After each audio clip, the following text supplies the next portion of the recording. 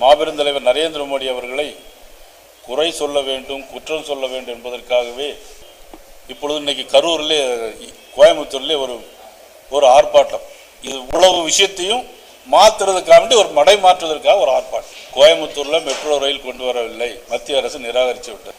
மதுரையில் metro rail நாங்கள் DPR report கொடுத்தோம், மத்திய அரசு நிராகரித்து விட்டது அப்படின்னு சொல்லிட்டே இருக்காங்க. அப்போ திருநெல்வேலிக்கு ஏன் அவங்க கொடுக்கல? தேர்தல் அறிக்கையிலே திருநெல்வேலிக்கு சொல்லியிருந்தாங்களே, திருநெல்வேலிக்கு மெட்ரோ திட்டம் கொண்டு வருவோம், ஆய்வுக்காக சொல்லியிருக்காங்களா?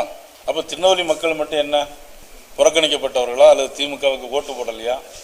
ஓட்டு போடலை அப்படிங்கிறது தான் நோக்கமே தவிர, கோயம்புத்தூரில் இருக்கக்கூடிய எல்லா சட்டமன்ற உறுப்பினர், அதிமுக சட்டமன்ற உறுப்பினர் தேசிய ஜனநாயக கூட்டணியை சேர்ந்தவர்கள். ஆகவே திமுகவுக்கு வாக்களிக்கவில்லை. அதனாலே வேண்டுமென்றே இவருடைய டிபிஆர் ரிப்போர்ட்டை வேண்டுமென்றே குறைத்து கொடுத்தார். பொதுவாக ஒரு திட்டம் வர வேண்டும் என்று சொன்னால் மெட்ரோக்கு என்று ஒரு பாலிசி இருக்கிறது. இவ்வளவு மக்கள் தொகை வேண்டும், மினிமம் 20 லட்சம் மக்கள் தொகை வேண்டும், மெட்ரோ ஸ்டேஷன் வேணும்னா ஒரு 22 மீட்டர் அகலம் வேணும் அப்படிங்கிறதெல்லாம் ஒரு சிஸ்டத்தில் இருக்கு. ஆனால் இவங்க வேணும்னே அதை இந்த டிபிஆர் ரிப்போர்ட்டில் மத்திய அரசுக்கு அனுப்பவே இல்லை.